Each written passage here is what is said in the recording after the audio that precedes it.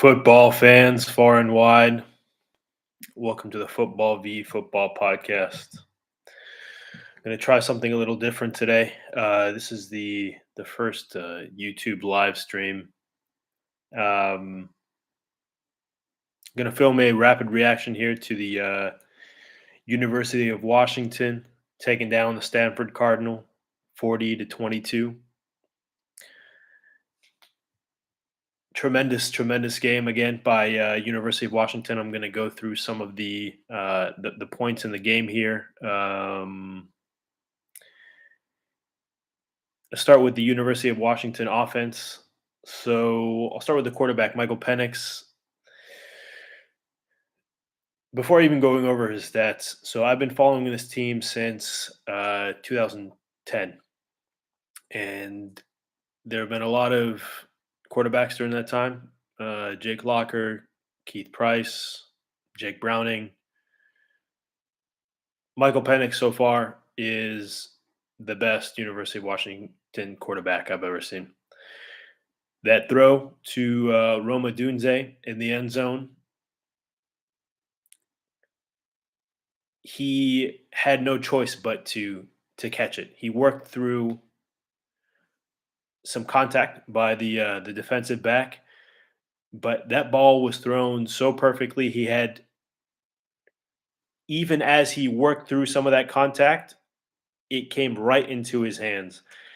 This guy is incredibly accurate. There was even another play where Penix lofted it to, I think, either a running back or a receiver, and one of the defensive backs came and, well, he targeted him. It wasn't called as a target, but he absolutely did. But that ball was also fully accurate to his receiver. I can't say enough about his pocket awareness. He has a great internal clock. Quarterbacks usually have about 3 seconds to get the ball out. And this guy, even when the pass rush gets there before that 3 seconds, he sees it and he's throwing it. It can be 1 second, 2 second, whatever. Ball is out. And he gets it out quick. He gets it out really quick. Some people have these elongated, and even, as a lefty, it's a very kind of unorthodox uh, way that he throws it sometimes, but it's so quick. It looks more professional than college, to be honest. Um, and as I mentioned before, tremendous accuracy. Um, yeah, just and he's mobile as well. He can get out of the pocket when he needs to. Uh, yeah, really, just very impressed. He looks more like a professional player than a college player, and he's already in Heisman talks. I think he's on the top 5 list of Heisman players, and with each passing game, I fear that this will be his one and only season at the University of Washington. So they're going to have to maximize the season. Um, he also got over something that continued to happen throughout the game, which is the center continued to snap the ball low every single time during shotgun, and Penix was able to corral it most of the time. There was one or two times where he just had to sit on it to not lose more yards. So that has to be fixed, absolutely. The running back, Papa, the transfer from Virginia, he's a great running back. I think he had 120 yards today and a touchdown, averaged 9.2 yards per carry. Really good running back. His size is not something that I've seen consistently at the University of Washington since the time that I started watching them. They usually have smaller running backs, Miles Gaskin, Chris Polk, players like that who have succeeded. But this, Talapapa's frame is a bit bigger, a bit more sturdy. a bit more reliable for some of their short yardage um, plays. I was talking to a friend of mine that also follows the team, and was talking about when it gets wet in Seattle, as it inevitably will over the next few months during the fall and into the winter. And I think he has the style to get through those days. Um, Very, very impressed with him. And there are other running backs on the roster, Cam Davis and players like that. Um, Richard Newton. Um, but it just doesn't seem like they're necessary. I mean, this guy also has really good stamina to stay in the game, and just breaks off big runs. Just tires out the defense and breaks off big runs. So he's been great. He's been great. Another great addition this year. Um, as for the wide receivers, University of Washington has three tremendous wide receivers. I mean, last week it was Jaden Polk that stood out. I think he had three touchdowns last week and 150 yards. This week he only had a catch for 11 yards, but that's all that was needed. Roma Dunze had the catch that I mentioned earlier, in addition to 161 yards on 8 catches. Jalen McMillan had 5 catches, 59 yards, some of them really, really good. Um, this is also something new for University of Washington since I started to follow them. So usually they have speedsters at receiver: Dante Pettis, John Ross, uh, Chico. I forget his name, but it's just every single year. What they have is really, really fast guys, but they're slightly built. Um, but this team has those three receivers who have size that challenge every defensive back trying to cover them. They have tremendous catching ability, tremendous vision. They hold on to the ball even through really big hits. And in addition to those three, those are the big three. There's other players like Giles Jackson and Will Nixon who are the speedsters that we've known University of Washington to have all along. And those guys, it's amazing. I mean, after those big three receivers had eaten all night, Will Nixon and Giles Jackson come in towards the third and fourth quarter when the defense is already tired. And when you get a fresh speedster in there at that time during the game, they came in and had big runs, and Giles Jackson scored a touchdown. Those guys to me, Will Nixon, Giles Jackson, are interchangeable. They're wide receivers, running backs, whatever. They play both ways. Um, this is a real evolution of the University of Washington offense. Like I said, I've been following them for 12 years. It's never looked like this. It's it's very impressive. I thought that there were times today that they looked a little bit different. Their pacing kind of changes up. I will say it's hard to tell whether they were going to be like milking the clock or running the standard hurry up offense, which they do a lot as well. There's no rhyme or reason for when they do that. Um, they were slowing it down a little bit when it was 17-7, but then they're also picking up the pace when they were up maybe like, I don't know, 20 points or so in the third quarter.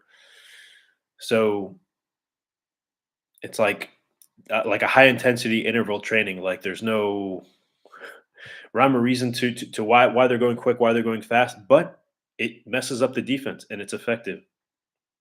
And speaking on that defense, uh, we'll start with the Stanford defense. So yeah, not much to say here. They kind of got torn up.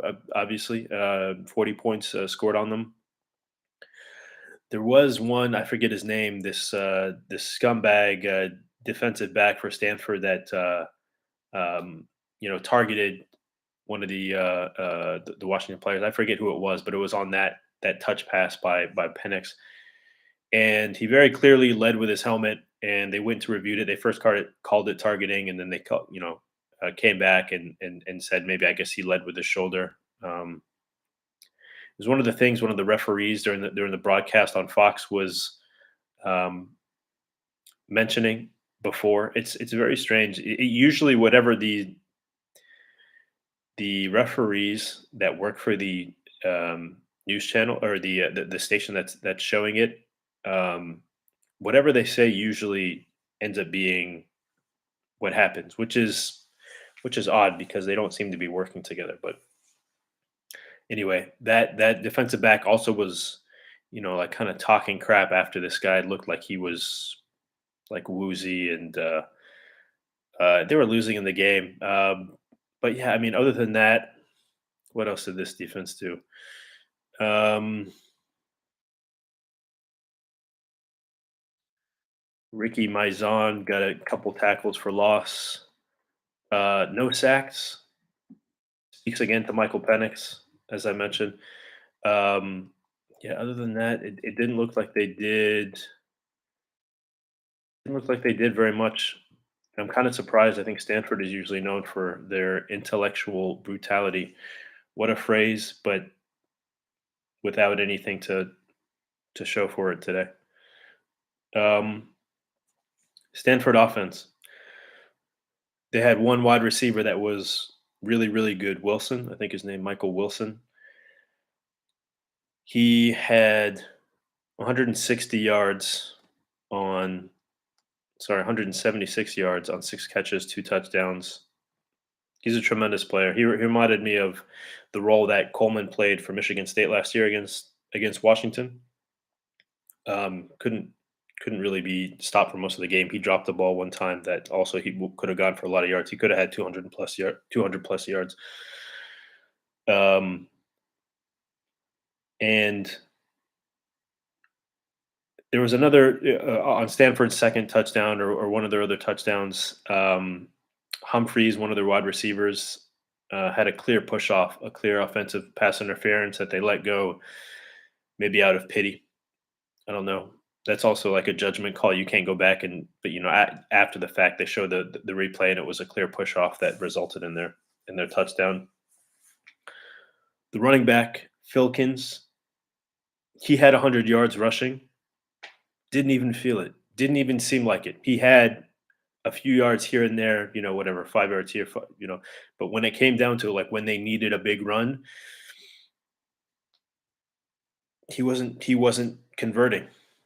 Um, but yeah, I would say Wilson and Filkins maybe the best. Definitely Wilson is their best player. That receiver, Filkins maybe he accumulated 100. So and I think also he was doing something like returning punts or returning kicks or something like that. That quarterback he had, I think McKee. He kind of did the same thing over and over. He would drop back and then like kind of move up to avoid some of the pressure, and then move to the right and then try to throw.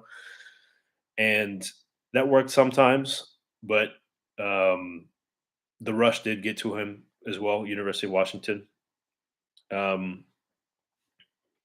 as we move to talking about the Washington defense, so ZTF, great game. He's the star of that defense. He had, let's see what his stats are.